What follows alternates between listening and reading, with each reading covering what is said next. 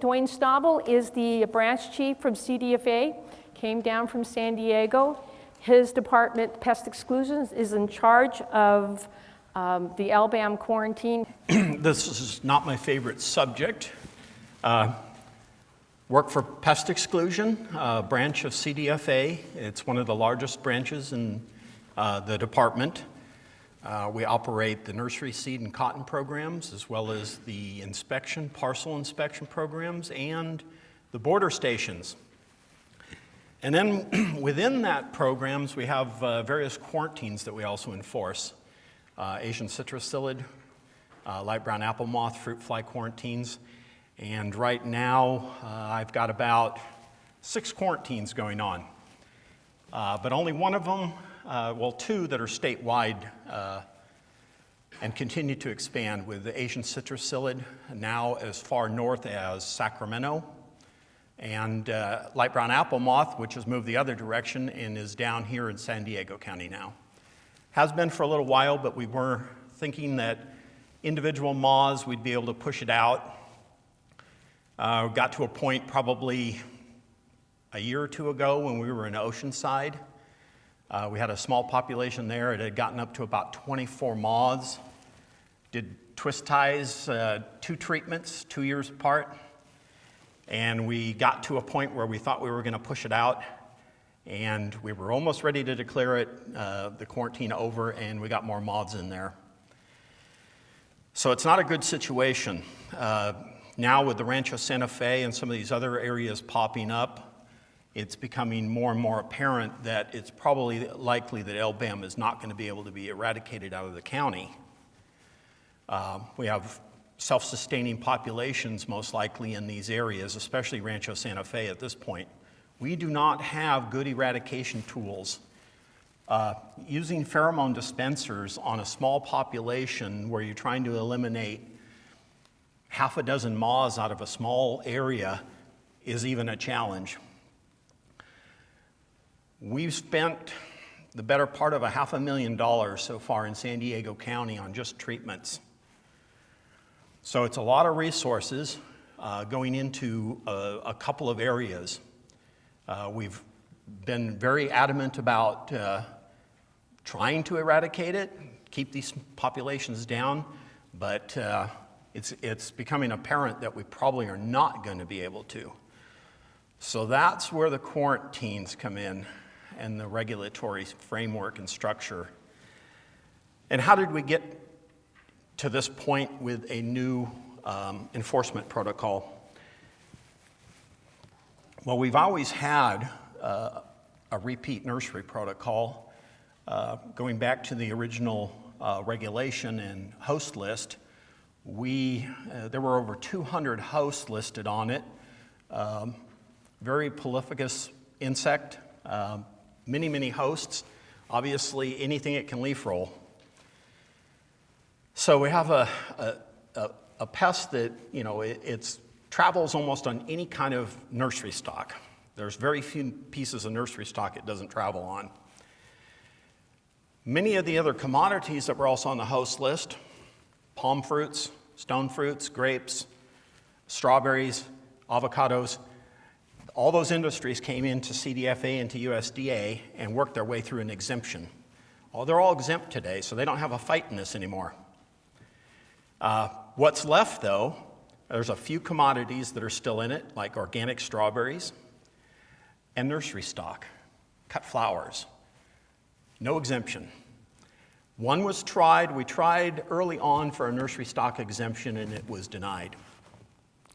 We also had a chance in 2012 when USDA was petitioned to take a look at the federal order again and the reason for listing the pest, and had a chance at that time. And we were hoping that they would at least change the federal order somewhat.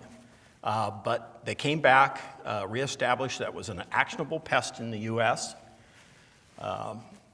Some of that, obviously, is international trading partners have a part in that. Canada, Mexico are the primary trading partners for that, but also other states.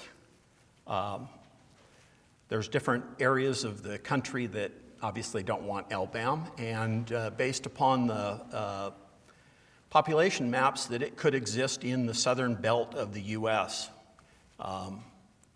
probably from Texas through Florida and up through the Midwest. So there's a few of the National Plant Board members that are also instrumental in that federal order and relisting it and keeping it actionable. So that's where we're at today, is we have a pest that's been exempted from many other commodities. There's a few left in it, so the brunt of the regulations fall on those commodities. We can't get it exempted at this time. I know the wine grape industry has just recently come in for an exemption, and that's back at the USDA looking at that. That will probably be granted, since table grapes was granted an exemption. But nursery stock, I know the Cut Flower Commission is preparing an exemption, at least if not for all cut flowers, but at least for some cut flowers. So they're preparing that. We're going to have a discussion on Thursday as a working group. We have a discussion every couple of months with it as the industry, CDFA, counties, and USDA to try and move some of these issues along. So that will take place on Thursday, and we hope that it becomes apparent that now that we have this new second repeat nursery protocol out there, that we've gained the attention of the nursery industry, and that we can start looking at maybe changing the federal order. It's not going to be easy. It takes a lot of time, but we got to start someplace. And I think this is an opportunity.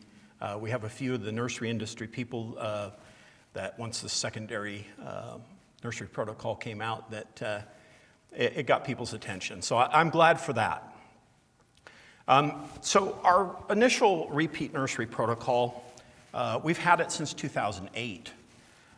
We were using it in the northern counties, primarily the Bay Area counties from Monterey up to Sonoma.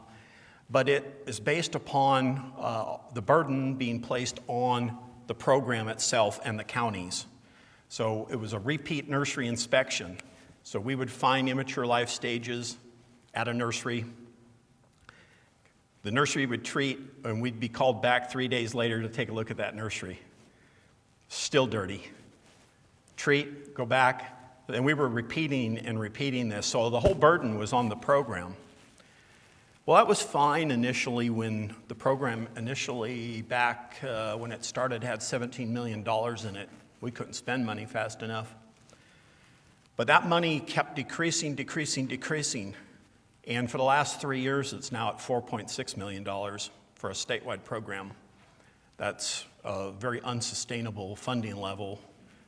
When you see, just alone in San Diego County, you see your expansions. Every one of those expansions draws nurseries in, and more and more. And just since November, we've had a really big influx of a population across the state with a flight. We've never had a winter flight. We think that there was a big population buildup in the fall, and it all matured and hatched, and this is what we have today. So since November, we've expanded the quarantine by well over 500 square miles between Northern and Southern California. A lot of new expansion areas. Some of them were natural spread, but a lot of them were because of nursery stock movement. And I'll point out the 5 instances which led us to come up with this new nursery protocol. So back in August, we picked up some moths in areas that previously hadn't seen anything. One was in Mendocino County. And we went to those nurseries and we did tracebacks, and we located a nursery that was in Sonoma County, and it was completely infested, 20 acres. Had been shipping material, and also had been no interstate movement, so not moving it to another state, but using the shipping to other areas of California. And they also were doing a cash and carry. So landscapers were coming to that facility, picking up material and driving off and taking it to wherever. So that created 5 different isolated infestations in Mendocino County. One of them resulted in a quarantine. So you can see that the ag commissioner in Mendocino County was not too pleased over that nursery in another county. We also had a similar situation in San Luis Obispo and Santa Barbara. Sister nurseries operating each in those 2 counties, and they were shipping material back and forth. One of them would get cleaned up and stop treating and ship material. Then they'd bring in more material from their sister nursery that was dirty. One would get cleaned up, and then they'd reinfest each other. So that was happening in that county. We traced that back to those nurseries. We haven't been able to pinpoint the San Diego pathway, but we believe the pathway is coming down through nurseries and landscapers out of the Orange County, LA quarantine area in Long Beach, which has been in place for a long time. We've seen recent expansion in the Los Angeles area of the population, but we think that pathway that's where it's coming from for San Diego. And we have spent hundreds of hours trying to confirm that, talking to landscapers in Rancho Santa Fe, talking to nurseries. Where did you get your material? Are you getting it out of a quarantine area? Then another one, so that's 4 counties involved. And then our other one was a nursery in San Mateo County who was infested and was shipping material to Home Depots in the Central Valley, and shipped it to 8 different Home Depots where we traced the material back from that nursery.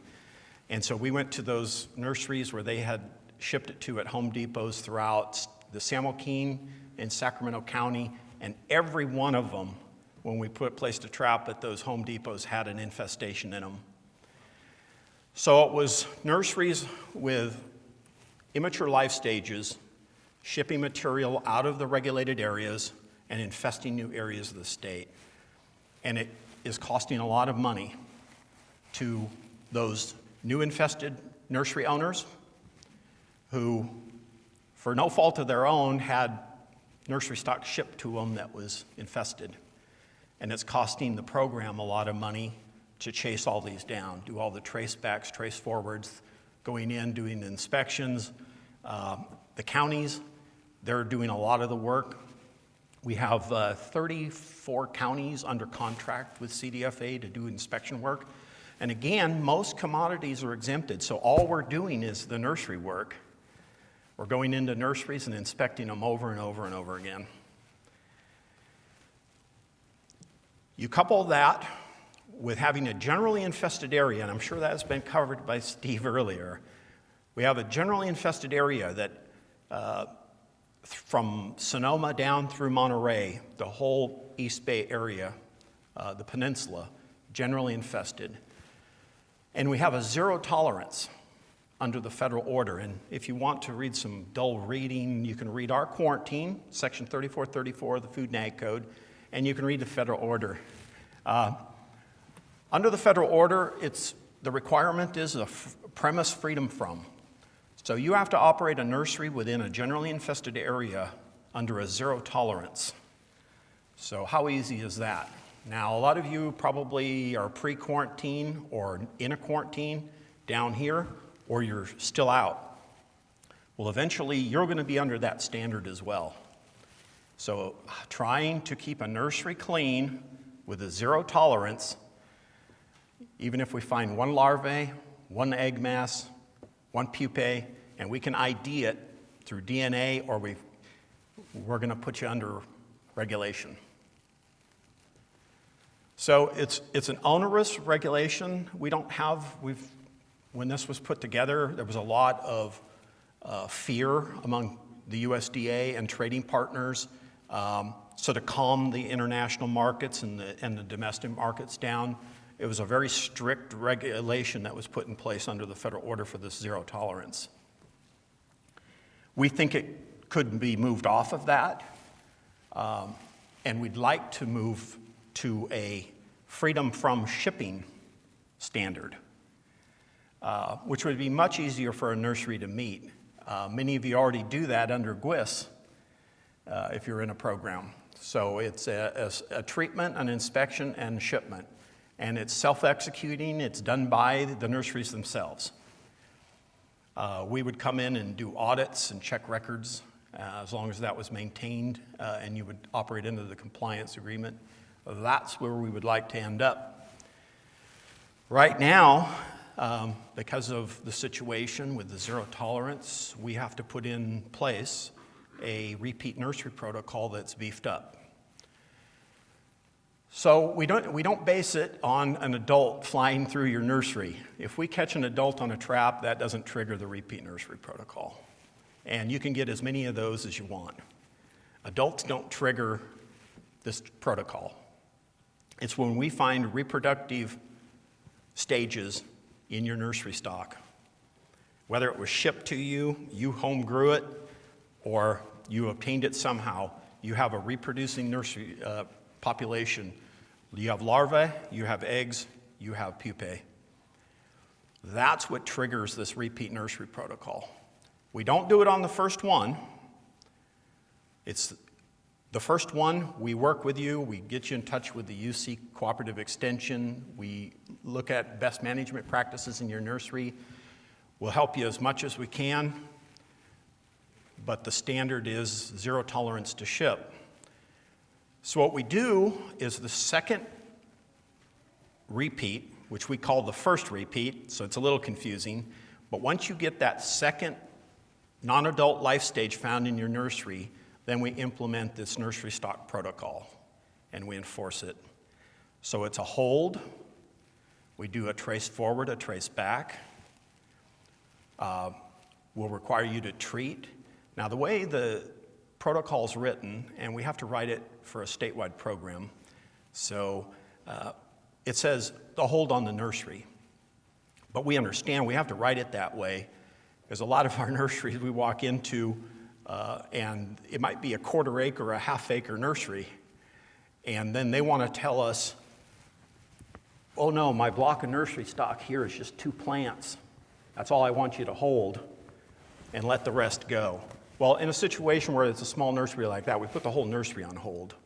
But when we walk into a nursery with its 20 or 40 acres, we know better. We put that whole nursery on hold. We can't inspect it. It's going to take us weeks to inspect a nursery of that size. So usually we give our inspectors the freedom to put a block on hold or an area, a growing area on hold. We can't put that in the protocol because then the small nursery operator that's got 200 plants is going to take advantage of us. So we have to write it very strictly, but we do have flexibility in how we enforce it. So then once you treat, we'll come back and do an inspection, but for that 30 days, you're going to have to ship under a blue tag system, which many of you do if you're operating under the GWIS system right now. So they have to be inspected, found free from, for those shipments. Now, you go along and you end up with 3 of those. So now you're at your 4th immature life stage found in your nursery. Then you're going to go on another hold, but now we're going to go for 6 months under a blue tag system. So now, unfortunately, we're shifting the burden of doing a lot of the work from the program and the county onto you as nursery operators. I know that puts a big target on us, and we don't like to do this, but operating under the federal order, one is this is going to get the attention of a lot of nursery operators. Maybe we can make changes to the federal order and get a little bit more practical freedom from and go to a free shipping, but that's going to take some time. Then there's the last component of the nursery stock protocol, which is what I just talked about earlier, where you're in a generally infested area and you knowingly ship nursery stock out of the regulated or quarantine area, and we find it at destination and we trace it back to you, that's where we're going to step in and start the repeat nursery protocol immediately. There's no second chances for that. So under the current regulations, if you stay within a regulated area, you can ship your nursery stock. Now, the maps here, you don't have a lot of areas to move to. For our nurseries up in the Bay Area, from Santa Cruz to Mendocino, well, Sonoma, they're able to ship within their quarantine area free at any time. So they can do shipments within the regulated area with no restrictions. It's moving out of these regulated areas where we have to put the requirements and enforce the protocols. I had a bunch of slides put together yesterday, and I fell asleep myself. So I thought I wouldn't bring you slides and show you 10 different slides with and put you to sleep. I'd rather just have a conversation, get some feedback from you. I know how many of you are currently in a quarantine. So I'm probably talking to the right crowd. So you want to stay free from. So proactive steps to stay free from. Make sure you get your material from a source that can be dependable.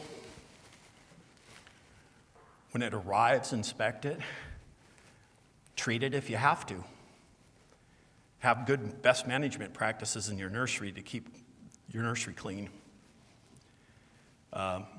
BMPs and use an IPM program. These are all available from the University of California. They've done a tremendous job with the ID aid. They've done a tremendous job putting together the best management practices.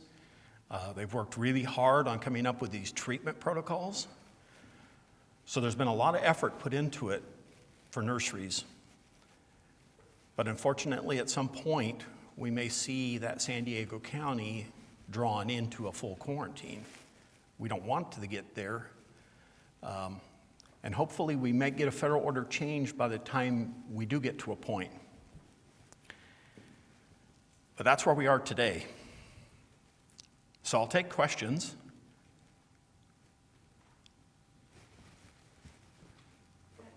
Yeah. So I'd like to know, what is it that CDFA, I'm assuming it's CDFA, is doing to treat our isolated LBAM fines still? Okay, so I don't have the map up here, but for the isolated fines where we have a single fine, what we're... I don't mean just, I said it incorrectly then. I mean all of them. All of them. Because this county is so large. We have the largest nursery county in actually all of the United States. And so I don't see us throwing in the towel. And I just want to get that commitment from you too, because I'm feeling like, listening to everything today, that you're feeling a little defeated with it. And I don't think we should be. Okay. I'm probably a lot more pessimistic than most. I've been operating in the program since day one, so I've been in it for 7 years in the fight. And I was actually on the other side, which was running the detection, delimitation, and treatment for 5 years. And I saw what happened in that program, and we spent literally millions of dollars to fight these isolated populations, only to become reinfested very quickly by people moving materials. The natural spread of this isn't that quick. I would estimate maybe two miles a year, in some areas up to 5, where they get a very nice environment that benefits them. They'll move rather quickly, but even 5 miles in a year isn't a lot. But really, it's the shipping is really what's moving this around. I hate to sound pessimistic, other than I've been at it for so long, and I've seen what happens to a county when you get to a point where you can't treat all these with even the money that we have. So right now, we're only treating in Oceanside and Rancho Santa Fe. And again, this will be twice that we've treated in Oceanside and twice in Rancho Santa Fe. And again, spent about $500,000 just on those treatments.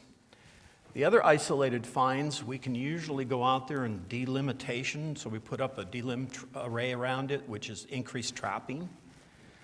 It serves two purposes. It looks for other moths, and if we do get something else, obviously it triggers a quarantine, but those moths that trap acts as a kill trap for us too.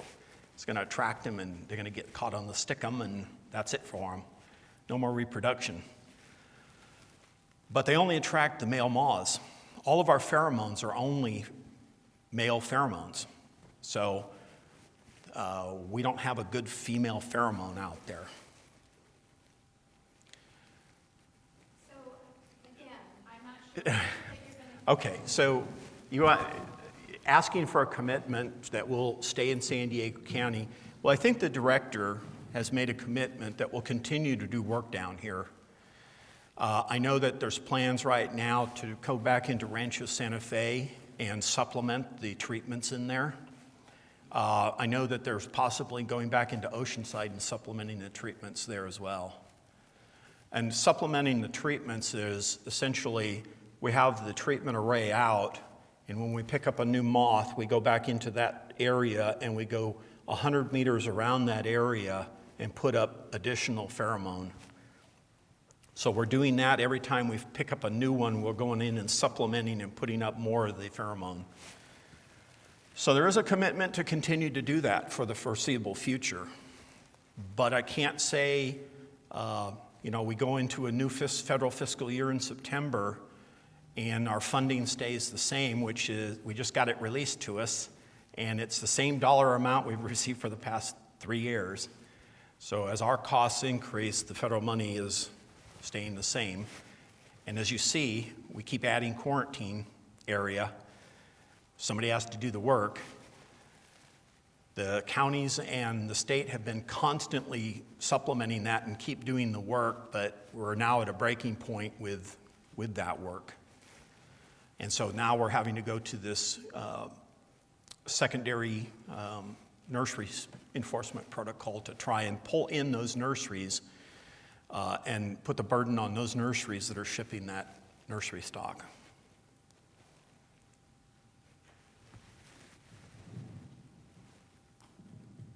Can you hear me? Mm-hmm.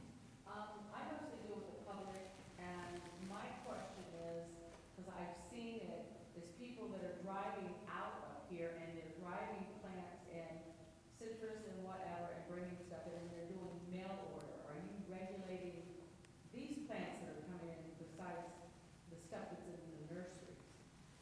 Because I've done it myself, and I went to the front of bag in one state and had them inspect my stuff, and I crossed the border with 13 plants, and I even asked the guy to look at my papers, and he didn't have time for it. Yeah. So how do you stop, besides nursery stuff, from all the people that travel and they're bringing stuff in here on planes and in their car, or, it's just not the nurseries. Right. So we do have inspection programs. They're not 100%. In the past few years, they lost funding as well. We're starting to get funding back for some of those programs. We were at one point down to the border station where we were only inspecting commercial trucks for about 4 years. So if you were a private vehicle coming through there, you could have your car loaded with material and we wouldn't even stop you. We do parcel inspections. We have dog teams. We operate in different facilities, and we've done risk assessments to look at whether DHL, FedEx, UPS, or the Postal Service, where our highest risks are. Is it in freight, air freight? So we have a lot of different programs out there to look. You can't look at everything. There's millions of pieces of parcel that move through these facilities every day. I understand that, but what I'm finding as a master gardener in the county, I talk to hundreds of people, and I ask them about it, they never heard of it. Right. Who says I can't bring it in here? Because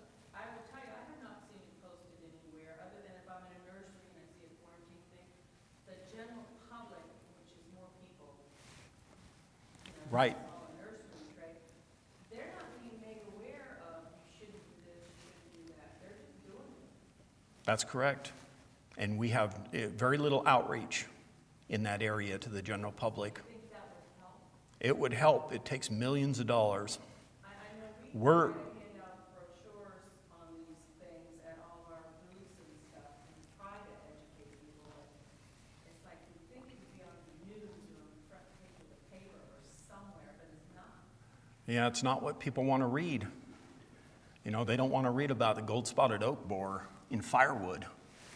You know, they want to read about, you know, I don't know, what the Kardashians are doing today. If you get what I understand is that we just don't have an audience for that message. They ignore it. Yeah.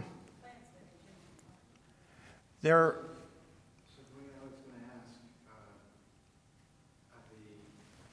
what about APHIS in Hawaii? They have the stinging nettle caterpillar. They're using that hot water treatment, and that's an acceptable method of shipping things to the mainland.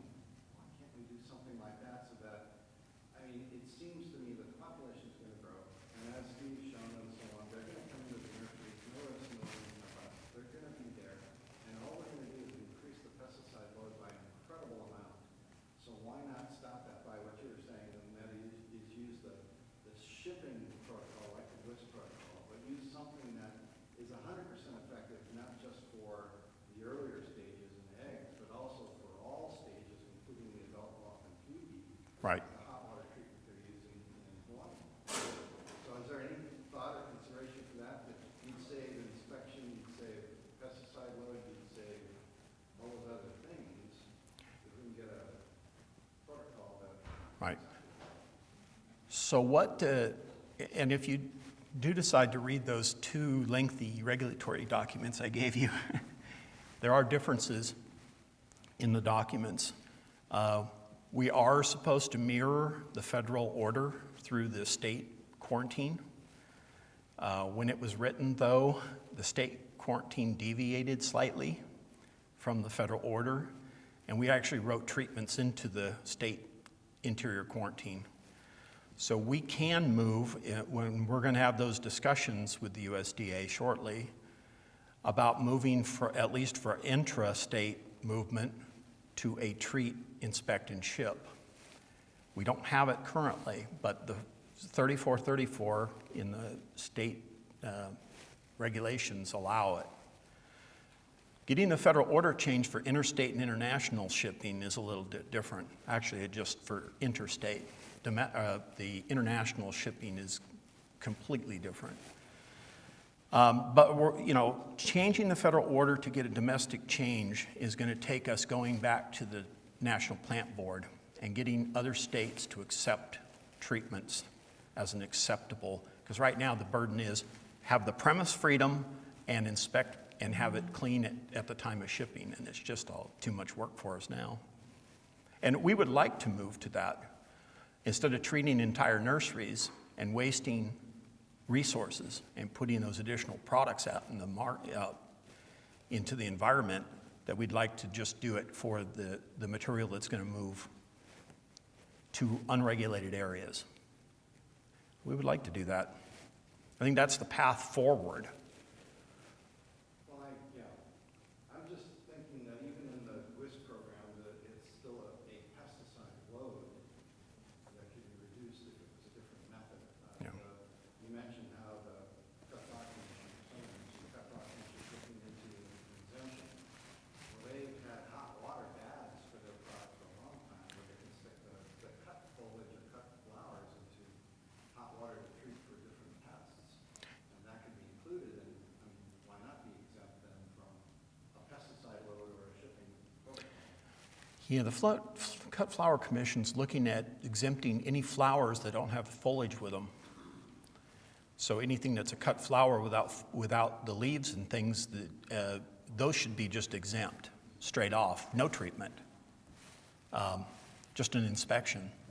And then obviously they send those then to a bouquet manufacturer who then gathers the greenery and things, which is the higher risk material. So going to have an issue there with how do you exempt the bouquets and things when you have different sources of the material, but at least you would exempt out the cut flower at its source. So they're going to go about theirs a little bit differently. I mean, we attempted at one time to get some nursery stock exempted, and it was just a no-go. And we did that early on with a petition. We had looked at the highest risk nursery stock and said, just regulate these. This is where we're finding it based on our surveys. And it was like the top 20 worst hosts, because all the other hosts we weren't finding it on, or we found it just occasionally. But that was rejected. So I don't know if we can go back with a pure nursery stock exemption. I think we're better off going down the road of looking at this treat, inspect, and ship. And currently the regulation in California allows it, but the federal order would need some work. So Our regulations are on CDFA too. It doesn't prescribe the treatment that's required. So I think if there was some research that showed something other than a chemical for treatment, that we'd be open to it. We need some research back, because the USDA is going to have to approve it. So I think the department needs to mitigate the problem. But the language in our interior quarantine actually would allow for us to approve the treatment, whatever that treatment is. But that would have to be based on research. So I think we'd be open to it. I know a lot of this is done in Hawaii, but I know the USDA, in the USDA, one of the treatment protocols, it talks about hot water immersion, but yeah, and it revolves and even grape production and things like that, get rid of phylloxera and other things in the roots. But with respect to the acceptance of it, a lot of the basis is already there, whether it's in the treatment protocols, it's in the acceptance of Hawaii and so on, and we're just not utilizing something that's already somewhat accepted and researched already. Where I am confident that Ohio has that data, or something has that data already in Hawaii for steaming metal capital and others. So, Yeah, that's actually the first time I've heard of it. I don't see a problem with exploring it further. It sounds like, if the research is behind it, I don't know how utilized it would be, but for those that could use it, why wouldn't we use it? right. So like I said, the language in the quarantine just says treat as approved by the secretary, I think. So, and that's kind of up to us and our scientists to approve those treatments. So we can explore it. yeah, we don't prescribe the treatments specifically in the quarantine. That's left up generally to us to decide as a treatment protocol. Yes. Do any inspections take place with the movement of landscape cuttings, material that's been taken down from a tree company, and been moved from place to place to stay objective? And Home Depot seems like it's visited very frequently by a lot of landscapers supplying material. Is there anybody that's inspecting that No. movement of material? None of that's inspected. To give you an example of one, and this originally created the quarantine in San Luis Obispo area. In the Los Osos area, we had a resident that lived in Monterey, and she had brought plants down to Los Osos and infested the area. We went in to treat, and we released the pheromone there as well as trichogramma as a biocontrol agent. We did it twice, and she told us she was going to continue to bring material back in, infested. In fact, she said she would seek out infested material to reinfest Los Osos, and we could do nothing about it. We went into her residence. She was a refusal, but we got all of her residents around her to cooperate, and we ringed her we doubled up on the pheromone and trichogramma releases, but as soon as we pulled it out, she would bring more stuff in. Ag Commissioner had discussions with her, and she was just adamant that she was opposed to the program from the beginning. So that goes back to the question about moving, a resident either knowingly moving the stock or unwittingly just picking up a plant somewhere from an infested area and bringing it back. We can't stop it. Janet, I thought we did that with the diaprepes, that we couldn't move landscape, we informed all landscapers, we couldn't move product. Well, at that time, when we had diaprepes, that quarantine had a compliance agreement for, greenway and landscaping. And me and my staff, we spent hours, days, and months visiting every landscaper, trolling, for a better word. I would have my guys troll the streets looking for landscapers, also going to all the landscape companies, the big ones, and telling them. It was really difficult because what would happen is, yeah, they have to cover the stuff. Well, they cover it, but then they'd uncover it when they get to the next house to add more stuff to it. So, in the end, we never were able to really stop the movement. Because I think that would be kind of an important point of stuff going to one of the recyclers or a landfill or something, that the launch instead of a seat. I think Duane alluded to it earlier, but the new regulations for repeat fines sort of talk about a cash and carry announcement that needs to go, so maybe that's part of this conversation too. Right. We knew that from the Sonoma situation that there were cash and carry customers, and those landscapers, they had no idea they were moving a pest around. They would just show up at the nursery with their landscape trucks, pick up 200 or 300 plants, and shuttle them back to Mendocino County because there weren't any wholesale nurseries up in the area up there. And they would use nursery yards as their holding grounds. So they were not only infesting residences, but then they were trucking the material back to some other nursery, unwittingly infesting another nursery. So we said that it would be a good idea for cash and carry customers when you know that they're buying a lot of plant material and it's being moved from a highly infested area, to give them a notice saying that, you should not move this material out of this regulated area. It is enforceable. We can take administrative action against individuals,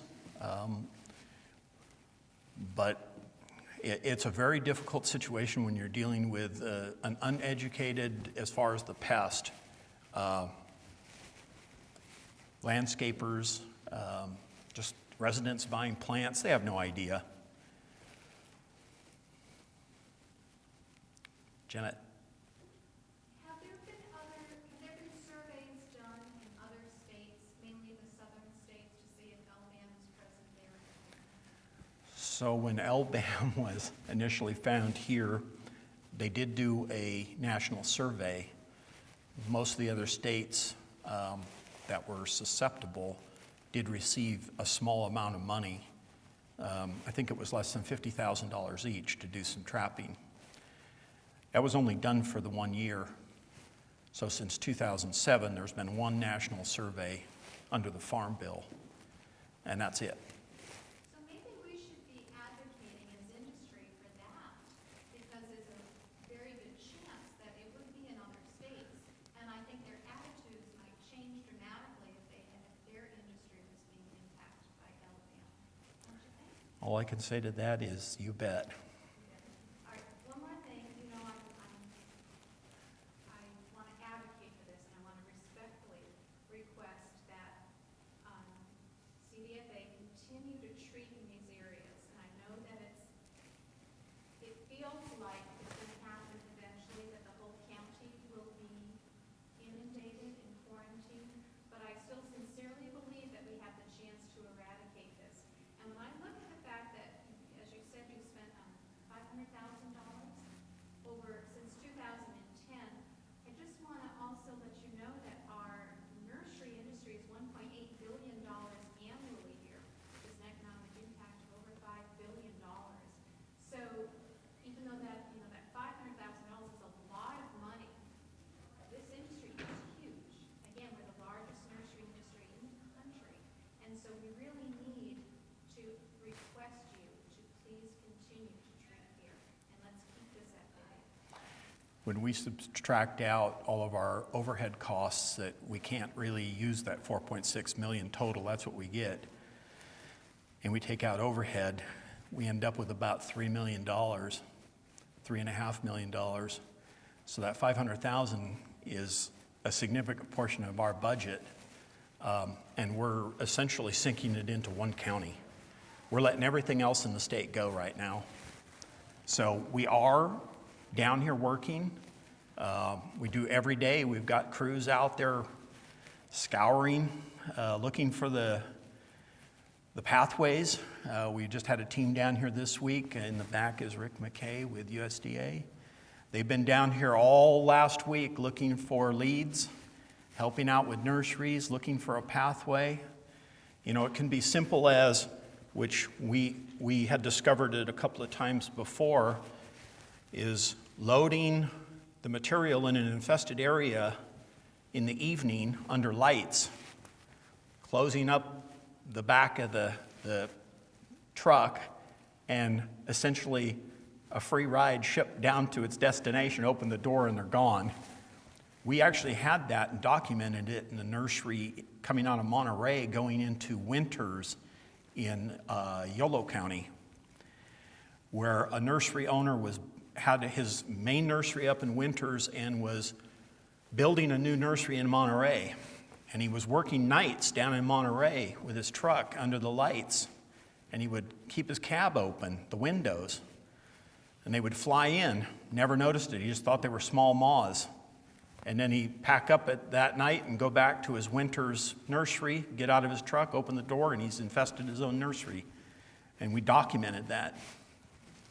So we know that happens.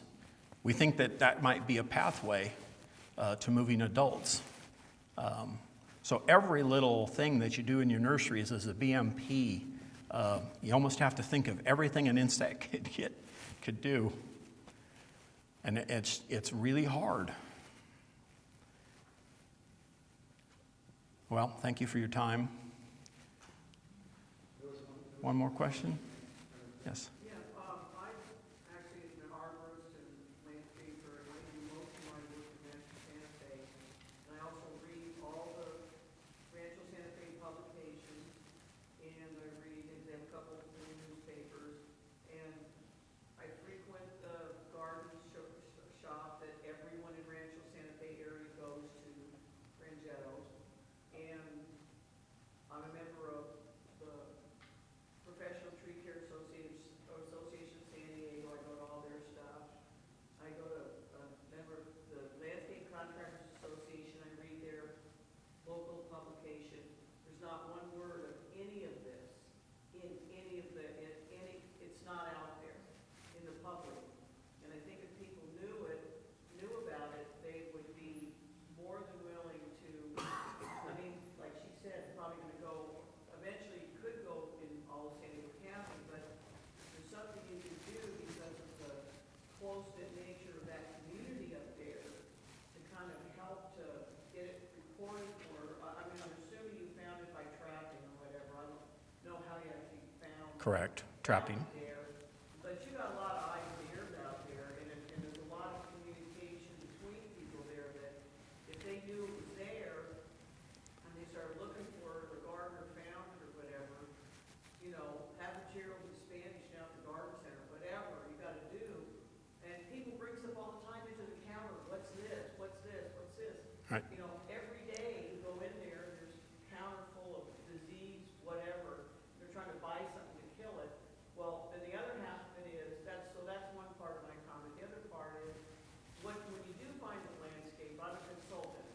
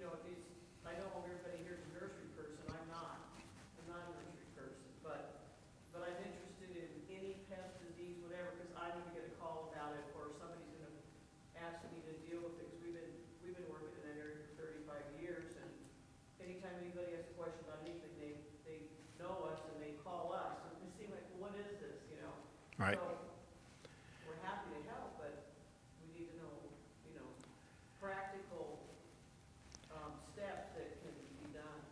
So I know our outreach could be better in just general terms, but when we get involved in these treatments, we actually visit and go to every single household and drop off information at the household. So every resident in Rancho Santa Fe in the treatment area would have received a notice saying that we were treating, here's the pest. We give you, and we give an informational open house. I didn't go to the one in Rancho Santa Fe, but I've been to some of them, and it's usually the ones I've been to, and the county can back me up on this, it's usually the county staff, one person, usually the, Rancho Santa Fe has P.O. boxes. I have a P.O. box there. If there was something that had gone out to every P.O. box, I would have gotten it. no, we actually go to the door, Yeah, but the door, some of these people have like 3 or 4 homes. right, They're only there temporarily. The housekeeper might find them. understood. But getting to the door of the house is almost impossible, so we're gated. Yeah. So, I, I'm just, we actually had good cooperation. We got access to every resident in Rancho Santa Fe. They were very good, the association, allowing us in there. I'm there every day of the Yeah. week. I haven't heard a word about it Yeah. at all. Similar in Oceanside, we were down there. We actually got quite a bit of response out of Oceanside, but we had the public meeting. We had 2 people show up. Yeah. We're actually working on outreach with FHA to work with the Rancho Santa Fe Okay. Homeowner Association to get that out, and to all the landscapers in the area, again, with a treatment option from FHA.